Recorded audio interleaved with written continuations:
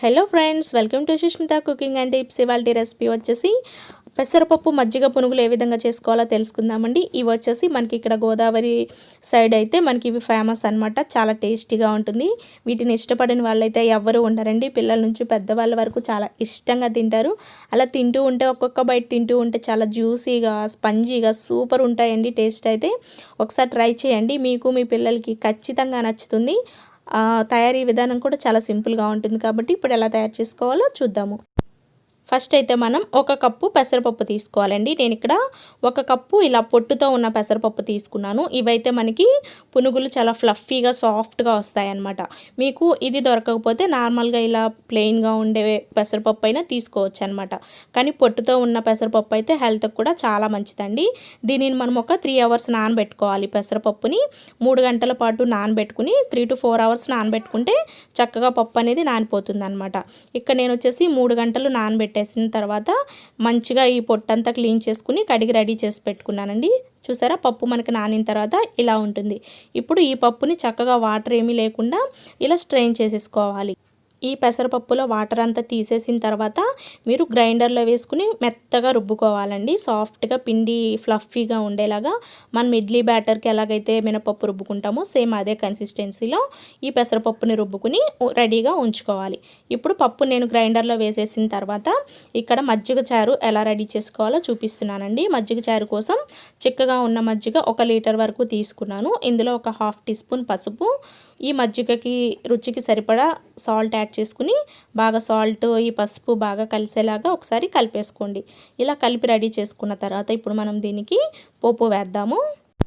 ఇప్పుడు స్టవ్ పైన ఒక కడాయి లేదా ఒక గిన్నె పెట్టుకుని 1 టేబుల్ స్పూన్ ఆయిల్ యాడ్ చేసుకున్న తర్వాత ఆయిల్ బాగా హీట్ ఎక్కిన తర్వాత 1/2 టీ స్పూన్ ఆవాలు, 1/2 టీ స్పూన్ జీలకర్ర, అలాగే 1 టీ స్పూన్ మినపప్పు కూడా యాడ్ చేసుకోవాలి. వీటిని అంటే ఆవాలు చిటపడలాడే వరకు ఫ్రై చేసుకోవాలి. ఇలా ఆవాలు చిటపడలాడిన తర్వాత మనం ముందుగా సన్నగా కట్ చేసి పెట్టుకున్న పచ్చిమిరపకాయలు ఒక 2-3 పచ్చిమిరపకాయ చీలికలు, అలాగే 2-3 ఎండుమిరపకాయలు కూడా యాడ్ చేసుకుని వీటిని కూడా ఫ్రై చేయాలి. అలాగే ఒక 2-3 రెమ్మలు కరివేపాకు కూడా యాడ్ చేసుకోవాలి. ఇందులో ఉల్లిపాయలు యాడ్ చేయాల్సిన అవసరం లేదండి. ప్లెయిన్గానే మజ్జిగ చారు చేసుకోవాలి.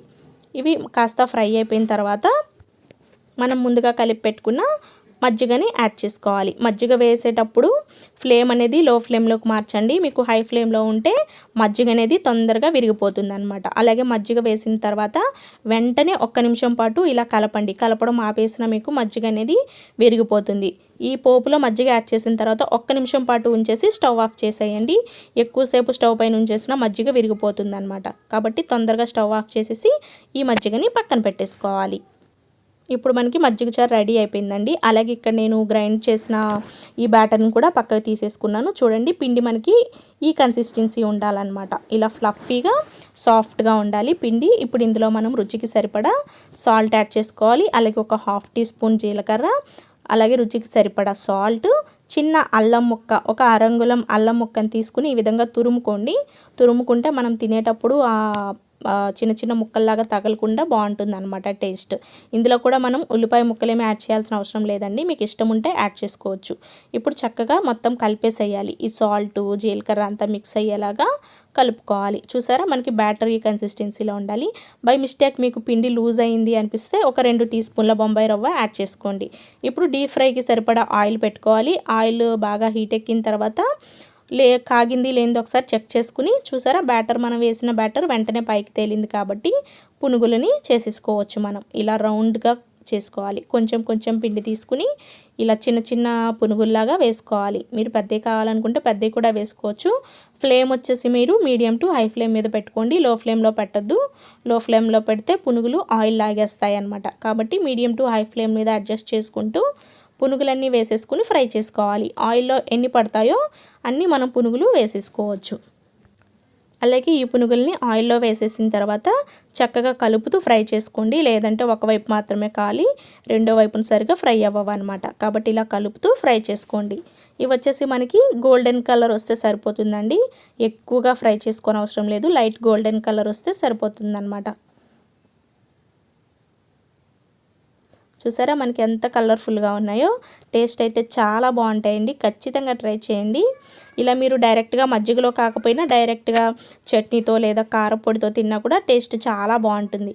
చూసారా ఇప్పుడు మనకి ఈ కలర్ వచ్చిన తర్వాత డైరెక్ట్గా మజ్జిగలో యాడ్ చేసుకోవాలి. పునుగులని పక్కనది వేయకుండా డైరెక్ట్గా మజ్జిగలో వేసేసి మళ్ళీ రెండో వాయి కూడా చేసేసుకోవాలన్నమాట. మజ్జిగలో వేసిన తర్వాత ఒకసారి కలపండి. ఇప్పుడు మిగిలిన పిండిని కూడా సేమ్ ఇలానే పునుగుల్లాగా వేసేసుకోవాలి. ఇక్కడ వచ్చేసి నేను రెండో వాయి కూడా చక్కగా ఫ్రై చేసేసానండి. వీటిని కూడా డైరెక్ట్గా మజ్జిగ చారులో యాడ్ చేసేసుకుని బాగా కలపాలి. బాగా కలిపిన తర్వాత మనకి ఆ మజ్జిగ చారు ఏదైతే ఉందో పునుగులు చక్కగా పీల్చుకుంటాయండి. అలాగే మజ్జిగ మీకు పులిసిన మజ్జిగ అయితే ఇంకా టేస్ట్ చాలా బాగుంటుందన్నమాట. పులిసిన మజ్జిగ అంటే నిన్నటి మజ్జిగ ఇవాళ చేసుకుంటే టేస్ట్ ఇంకా బాగుంటుంది. ఇప్పుడు మూత పెట్టేసి ఒక అరగంట పాటు వీటిని నాననివ్వాలి మజ్జిగ చారులో. అప్పుడే టేస్ట్ మనకి బాగుంటుంది. ఇప్పుడు చూడండి మనం ఒక అరగంట తర్వాత చూద్దాం. మజ్జిగ చారుని చక్కగా పీల్చుకున్నాయి. పునుగులు పీల్చుకుని జ్యూసీగా తయారవుతాయి అన్నమాట. ఇప్పుడు మనం వీటిని ఒకసారి బాగా కలిపేసుకుని సర్వ్ చేసేసుకుంటే ఎంతో టేస్టీగా ఉండే పెసరపప్పు మజ్జిగ పునుగులు రెడీ అయిపోతాయి. ఇవి వచ్చేసి గోదావరి జిల్లాల్లో ఎక్కువగా చేసుకుంటూ ఉంటారండి. ఇవి మనం జర్నీ చేసేటప్పుడైనా సరే తీసుకుని వెళ్ళి తినొచ్చు అనమాట. చాలా బాగుంటుంది. చూసారా ఎంత కలర్ఫుల్గా ఉన్నాయో, అంతే టేస్టీగా ఉంటాయి. ఖచ్చితంగా మీ పిల్లలకి పెద్దలకి చాలా బాగా నచ్చుతుందండి. ఒకసారి ట్రై చేయండి. ఎలా వచ్చిందో కూడా నాకు కామెంట్ సెక్షన్లో తెలియచేయండి. అలాగే మీకు ఈ వీడియో నచ్చినట్లయితే తప్పకుండా లైక్ చేయండి, షేర్ చేయండి. చూసారా అరగంట తర్వాత పునుగులు చక్కగా మజ్జిగను పీల్చుకుని మనకి సైజ్ కూడా కొంచెం స్పంజీగా కొంచెం పెద్దవిగా అయ్యాయి కదా. చాలా బాగుంటాయండి. తింటుంటే చక్కగా స్పంజీలాగా ఉంటాయి.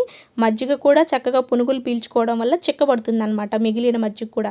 అలాగే మనం పునుగులు తినేటప్పుడు కాస్త మజ్జిగ చారును కూడా స్పూన్తో తీసుకొని తింటే చాలా బాగుంటుంది. ఒకవేళ మీరు ట్రై చేస్తే తప్పకుండా నాకు కామెంట్ సెక్షన్లో తెలియచేయండి. ఓకే ఫ్రెండ్స్, ఫైనల్గా మన రెసిపీ అయితే ఇది. తప్పకుండా లైక్ చేయండి మీకు నచ్చినట్లయితే. ఇప్పటివరకు మీరు మన ఛానల్ని సబ్స్క్రైబ్ చేయకపోతే తప్పకుండా సబ్స్క్రైబ్ చేయండి. చూసారు ఎంత కలర్ఫుల్గా ఉందో. Okay friends, thanks for watching. Bye bye.